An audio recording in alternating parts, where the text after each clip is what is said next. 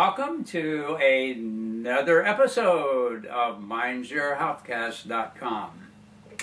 As you know, we have over the last 2+ years been giving you all kinds of information about health and problems with health and issues related to therapies and types of therapies, etc., etc., etc. And each episode now we want to bring to you new information, or at least a re-look at information of what is going on with our health, and many times what's not being looked at in terms of our health.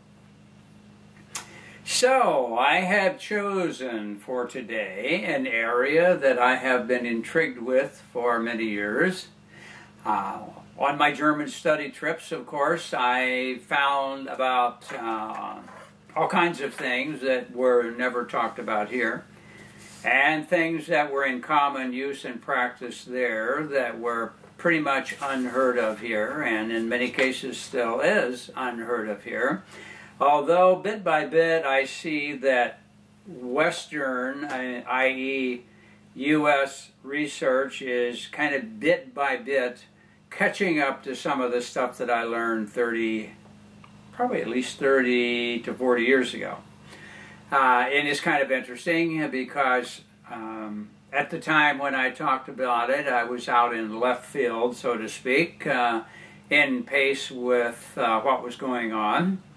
When I first started in the whole natural health field, it was very unpopular because medicine had been at its zenith and was on the decline, but it still had a ways to go down before people began to accept and utilize some of the more natural therapies. And so it was intriguing to watch the transition from vitamins being ridiculed and laughed at, not only by the pharmaceuticals and the medical profession, but by many of the public in general. Anybody that made any attempt to change their diet or take a few supplements was looked at as a health nut, and it really wasn't popular at all. And especially if you come along with things like homeopathic medicine and acupuncture, which people knew almost nothing about. It was a period of tremendous frustration and tremendous education of attempting to educate the public into new areas, which were really very, very old areas that had been ignored for a long, long time. And it was interesting to watch the transition as more people started buying vitamins and having interest in diet and health, that all of a sudden the pharmaceuticals who had said the money you're spending on vitamins is only making expensive urine, you don't need it, it can't help you, you get everything you need in your diet, all of a sudden, out of the blue, started marketing vitamins. Did they say, well, we've changed our mind, I guess maybe we really do need some vitamins? No, just out of the blue they started manufacturing vitamins and peddling them on national TV as though, well, of course, everyone knows you should take vitamins. And they took off intruding into the nutritional field. Anyhow, I'm saying all that to say that there's a lot to know about how the body works that has been totally ignored by medicine. Now, I've mentioned before the concept of homotoxicology. And in homotoxicology, we talked about the fact that there is a whole concept of how you get sick and how you get well. Now, it's beyond the discussion of this particular broadcast, but I do have at least a series of at least 2 to 3 on homotoxicology back in the archives on YouTube, so you should be able to find and observe it and get an idea of what I mean by homotoxicology if you do not at this point. But the bottom line is that it talks about how we get sick and how we get well. And it talks about something called phases. And that there are 3 phases to do with the more superficial, acute things that happen, and how our body responds to that, or doesn't respond, as the case might be.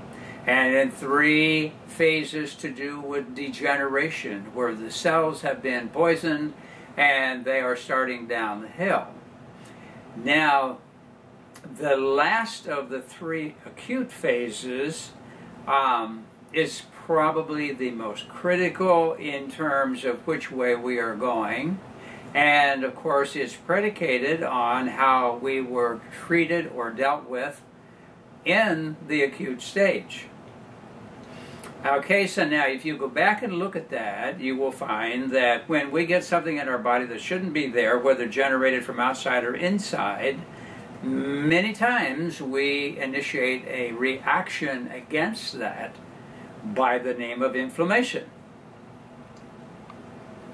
So once the inflammation occurs, that is the process of the body bringing on certain immunological activities to get rid of and or neutralize this poison so that it's finished. And then if it's true that it's finished, then the body moves to the next curative phase, which is excretion. It means it gets rid of it out of the body. Very simple process in terms of discussion, somewhat more complex in terms of what actually goes on. So all those itises that we go and get antibiotics for, of course, are the reason that medicine has become such a mammoth organization and the pharmaceutical industry so big is because they pumped out all these things that stop the inflammation and hence make you feel better. Because remember, inflammation is redness, heat, swelling, and pain, and in some cases, fevers. These are the ways your body responds to something that should not be there to neutralize and dispose of it. Now, once that happens, we have 3 options. Option 1 is we just ride it out. The body initiated, and there is a probably 90-some% likelihood, if your body's operating properly, that it will get rid of it, and that'll be the end of it. It will neutralize it, it will go to the excretion phase, it's out of the body, it's done. Now, on the other hand, you have 2 options left. One option is you can take a substance that will depress the immune system, shut down the inflammation, and hence make you feel better.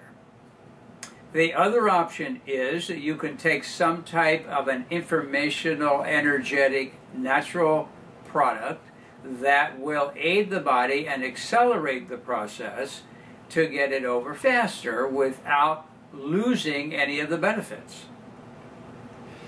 So, those are the 3 options. Now, in today's world, of course, the preferred option is to go get something to turn it off so that you feel better.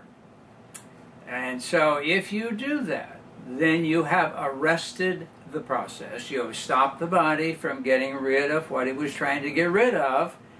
Hence, you end up depositing back into the system that which your body was trying to get rid of, and it becomes a toxic deposit. Now, what many times will happen is maybe in about a month, your body will initiate another inflammatory response, attempting to get rid of it again, and hence we're faced with the 3 choices again. Either let it take its course, suppress it, or accelerate it.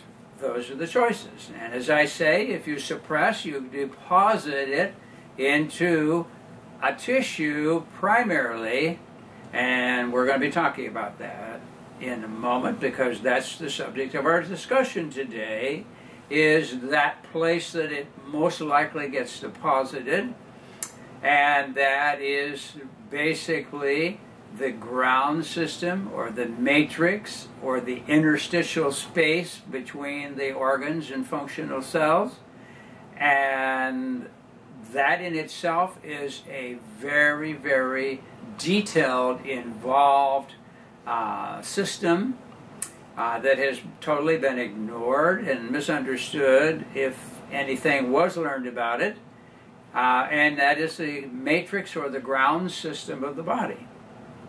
Now that encompasses all those spaces between the cell organs and the circulation, etc., etc. This space exists, referred to as the matrix. Some people, as I say, refer to it as the ground system of the body. A lot of connective tissue and a lot of other factors, and if you understand it and you can make use of it, you can help the body get well very fast. But as I say, if you keep repressing or suppressing the reactive phase, you're into what's called the deposition phase, which means you're depositing all this stuff and it's not getting out. Now, so you may say, well, so what? Well, so what means that over time you actually ramp down your immune system and your immune response. Hence, chronic issues are threatening. Just keep that in mind, that every time you suppress an acute, you're taking another step toward a more serious, deeper chronic issue. And so the problem is that if you fill up this ground substance or the matrix system of the body, you, over time, load it so much that it can begin to leak into or penetrate into the cells of the body, the functional cells. And when that happens, you begin to disrupt the chemistry of the cells. So the first stage of those degenerative phases, of course, is the impregnation phase. That means that the toxin actually gets inside the cell, has crossed over the cell membrane, and is now beginning to infiltrate the cytoplasm of the functional cells and begins to disrupt it in some way depending on the nature of the poison. Okay, if you continue to do that, you continue to poison the cells without allowing the body to get rid of those poisons, it's going to go deeper into the cell, disrupting the chemistry more and the production of energy, because the mitochondria in the cells are where the energy are made that helps your body be able to move, breathe, live, repair itself, be mobile, and all the things that you need to do need the energy of the mitochondria. So if they're poisoned, then they don't work so well, and your energy goes down, and you're on big trouble. So now you've not only depressed your immune system, but you've poisoned the cells with no way to get rid of that poison. So the last phase, in other words, impregnation first phase gets in the cell, degeneration second phase, the cells begin to malfunction and run down.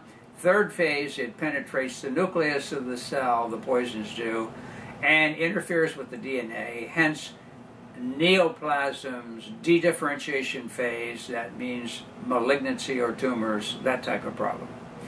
So by suppressing, that's where we can end up. But the problem is that all of this stuff primarily involves the matrix, this ground system. Now, there's two books I'm going to mention. One I've probably mentioned between 100 and 150 times are the two books by James Oshman, PhD, called Energy Medicine, The Scientific Basis. That's the first of the two. The second is Energy Medicine in Therapeutics and Human Performance. Between those books, it covers the whole realm of real medicine, meaning that heals the body and gets you well, and the scientific research behind it. When you hear somebody make the felonious statement, there's no scientific research to back natural medicine, they either are ignorant or lying. Has to be one of the two, because these two books have been out for several years. This man, James Oschman, went through all the literature from regular research and accumulated all the data that backed all the things we talk about in natural medicine. And it just so happens that in this book, he has two big chapters, the circuitry of the body, having to do with the movement of information and energy through the body via photons, light, and electrons, and protons, etc., and sonons even. All these things travel through the body to make everything happen and to regulate everything and so forth. So he's got one chapter on that and another chapter called The Living Matrix, and he quotes 5 different high-powered researchers, theoreticians about the matrix and what it does, and you will find it fascinating. We're not going to get into those particular 5 things because we're not going to have time, or these 5 people's take on the matrix of the body. But they all understood that this was very important, and it had a lot to do with how healthy your body is. The second big book, as I learned about homotoxicology years and years ago, goes clear back to the early 80s, when I was in Germany and found out about homotoxicology and Dr. Heinrich Reckeweg, talking about this ground system, the matrix. I later found out about a Dr. Pissinger from Austria who had spent years, in fact, it appears he spent 40 years of researching the extracellular matrix and ground regulation, and he wrote a book about it. In fact, I think there was a couple earlier books, and then one of his fellow researchers went back and edited the latest things that they found out and came up with the latest edition, which is called the Extracellular Matrix and Ground Regulation, a basis for a holistic biological medicine. The researcher's name was Alfred Pissinger, and the editor of this, who was a co-researcher for a long time with Pissinger, was Dr. Hartmut Heine. And interestingly, the English translation from the German has a foreword written by James Oschman, who also wrote the energy medicine books. It's extremely good information and something that you really need to get a handle on. Now, I don't mean that you have to memorize all the different structures and tissues and cells that occur in the matrix, but I think you need to get an understanding of how the matrix functions, the importance of it, and why, if we don't address that, we're probably never going to get well, especially with chronic illnesses. Because the acutes, we have a chance to get the problem out of the body by the proper therapy, or lack of therapy, as the case might be. But once we take the route, or route, as some people would say, of suppressing every time we have a symptom, we dash and get a drug to suppress it, we are poisoning the matrix system of the body, and in so doing, we are disrupting the body's ability to heal itself and to purge itself of toxic materials. Hence, degeneration sets in. And once degeneration sets in, it's a downhill trip that's hard to stop. And why do we have so much cancer today? Well, this is one of the major problems. Now, there's everything I've talked about all fits together. So you understand that when I start talking about a particular structure of the body, that I'm not saying that this is not all interconnected with all the other things I've said, because they are. You cannot separate the body. The body is a unit, an integrated system that interacts and interrelates to every other part in the body. So you cannot separate it into this or that. The whole idea of talking about body systems is just to give you a handle on dealing with, like, the cardiovascular system. Okay, so what are all the factors that we know about the heart and the circulation? If we say the renal system, well then what are all the things we know about the kidneys, the ureters, the bladder, urethra, etc.? So we separate in order to kind of talk about a particular part of the system, but full well knowing that every one of these parts has an interconnection with every other part. And you really can't separate them. And when you start creating trouble, i.e. surgery, by removing pieces and so forth, you interfere with the proper function of the body. And in many cases, it can be such an interference that it cannot be reversed. So now you are having to function in a disabled manner, and it puts you at more risks for all kinds of things, because if you have somehow interfered with the body's ability to do its job, you have to suffer somewhere because of it. Now, medicine kind of has the feeling, if you can, I mean, when I say medicine, I'm talking about regular medicine, has the feeling that if you cut a piece out and you don't die, then it was unnecessary. And I've had patients be told by regular doctors things like the gallbladder, well, you know, you don't need it anyhow, it doesn't do anything. Which is crazy, because the gallbladder has a tremendously important function. We're not going to talk about it because we're not talking about the gallbladder today, but every piece you take out of the body, every time you cut into the body, there's an impact. In fact, that's one of the things that Pissinger talked about, was the puncture reaction. That was one of the early things that he found out about the body, is that if you stick a needle in it, whether to draw blood or to do a treatment for acupuncture or cut a place in it with a scalpel, it sets in motion a tremendous response. And he called it the puncture response or action. And he goes into detail all the things that change in the body just by sticking a needle in a vein to take some blood. You set into play a whole cascade of events. Not that they're necessarily going to wipe you out, but there is a response. And it's very profound, much more than you might think just for sticking a needle in. Also, of course, with acupuncture, you have two things that you deal with. One is the puncture response that we're just talking about, which means no matter where you put the needle, you would get a response of some sort.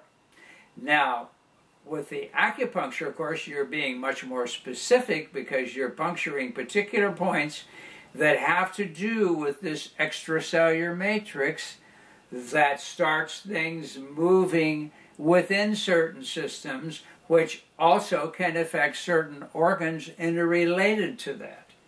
Now, it's way beyond what we are going to talk about today, and it looks like next week, because it's a whole several sessions in itself if you really wanted to get into it.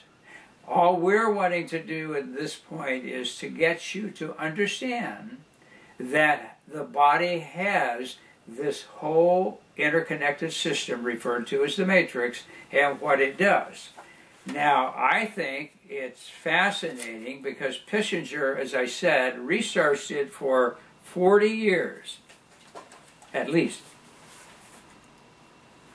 And so, in summarizing what Pissinger did, here's what he says. Today, according to Pissinger, the system of matrix regulation is defined as a functional unit consisting of the capillary bed, the connective tissue cells, and the autonomic nerve endings This triad has a common area of activity and information. The extracellular fluid, the lymphatics, and the lymphatic organs are connected with this matrix regulation system, which is the largest system that completely pervades the organism.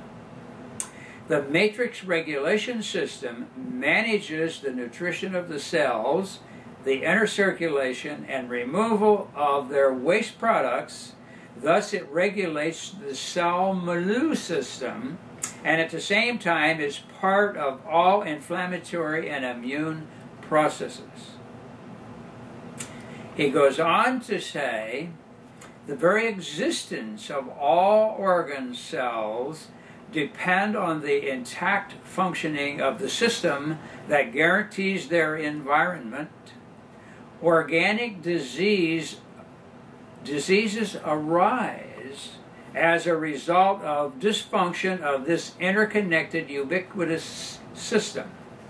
Over 4 decades, the influences on the matrix system of various noxious substances, silent chronic processes, heavy metal loads, the effects of stress, have been observed at the Vienna School using reaction measurement observations, and then he mentions some of the people involved in the study.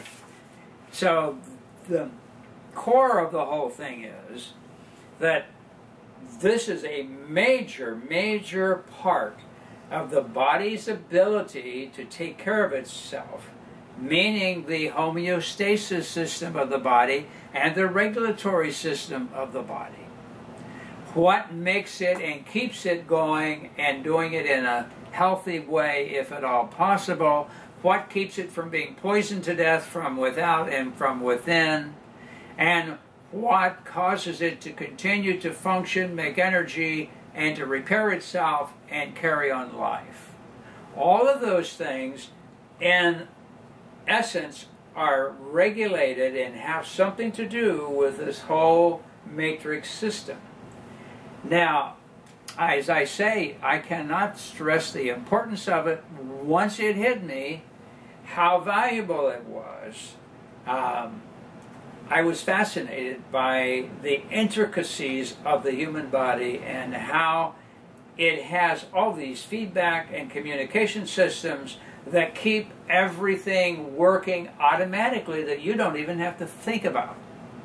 How tremendously important it is for that to work properly. Now, I have mentioned before, and we're probably going to end up closing on this, that there is a system in the body of purging this matrix system or ground system every 24 hours. And in the background of this system, which contains autonomic nerve fibers, a capillary bed, very small blood vessels, connective tissue cells, all kinds of fibers of fibrinogen and, you name it, all of these types of connective tissue fibers. And also, saturating all of this is a fluid background that has the capability of behaving like a gel sol. Now, I don't know if you know what that means or not, but it takes water, and because of different types of molecules, some called GAGs, which are glycosaminoglycans and proteoglycans. These are sugar proteins, molecules that interact with the water and make it into a fluid filler that, if it's alkaline in nature, it's like set jello that's been cooled and becomes kind of semi-rigid. Or if it's acidic, it becomes very fluid and allows itself to be flushed out. Now, I'm telling you that because every 24 hours, starting at 3 a.m. in the morning, the body pumps protons into this matrix And protons are hydrogen ions, which are acid. I mean, we refer to that as acid. And because that solution or the sol gel is made acidic, it becomes very fluid, so it's easy to flush all the toxins out of it that have accumulated there over the last day. And it goes into the lymph vessels and or the blood vessels and or the reticulothelial system, or endothelial system, RES. It can go into these areas and hence go through the blood, ultimately the liver, the kidneys, and whatever that we get it out of the body. And so it for those first 12 hours, 3 a.m., peaking at 9 a.m. in the morning and subsiding at 3 p.m. in the afternoon, that acidic sol gel is fluid enough to let the stuff be flushed out and absorbed. And then starting at 3 in the afternoon, peaking at 9 at night till 3 the next morning, the protons are dumped out into the excretions of the body, and that allows the sol gel to become alkaline, which now means it becomes semi-solid for the 12 hours. So now, once it's purged the stuff out of all the poisonous toxins out of this matrix into the vessels, whether they say they're lymph or whatever, then your body has to dispose of that by neutralizing it and discharging it in the urine, the bowel tract, through the lungs, through the mucous membrane, and sometimes through the skin if other things aren't working right. And fevers, when we talk about immune response, start at 3 in the afternoon, they peak at 9 o'clock at night, and it subside by 3 in the morning, follows this cycle. So it was so important that it be kept highly functional, that the body has a special purging system to clean it every 24 hours so that you have no storage of this toxic material that can become a big problem. Now that is assuming, of course, that everything works right. If the body is not working right, we've got a big problem. And that problem is that you can build up toxins in this matrix which interfere with its functions, interfere with you getting proper nutrition, interfere with immune capabilities, and bit by bit you go downhill and are in big trouble. So, I hope I've laid the foundation today, and tomorrow we'll get into some of the reasons why it can be a big problem, some of the things that cause it to be a big problem, and some hints at some type of therapy that can help the body continue to function the way it should. So I hope I've given you some things to start thinking about. Again, if you have purchased the Energy Medicine, The Scientific Basis by Dr. Oshman, you may want to go in and read chapters 3 and 4, which get into the matrix and the self-regulation of the body and a lot of information about what we're just talking about. Otherwise, I guess we will be talking to you next week again, and we'll work on concluding this. Now today I was calling it the Extracellular Matrix, and it will end up being part 1, and so part 2 then should be next week. And I've given you enough foundation that if you start thinking about it and you start looking into it, then by next week we'll kind of wrap it up, and hopefully we'll have demonstrated to you the tremendous importance of the function of the matrix system of the body as a system within itself when we talk about systems, but knowing that it's totally interconnected to everything else in the body. Otherwise, don't forget to go to our website, mindyourhealthcast.com, and be sure and leave any comments, suggestions, critique, whatever. Remember, I'm not saying you have to agree with me. I'm giving you provocative information to get you to go look and find out for yourself. If you disagree, it's perfectly fine. It's your thinking and your your life and your health, and you are perfectly free to make your own decisions about it. My feeling is I want to give you enough information so you can make a good decision. I still remember one of the top sales trainers in this country over the years and years, J. Douglas Edwards, always said, I'm not trying to talk you into buying something.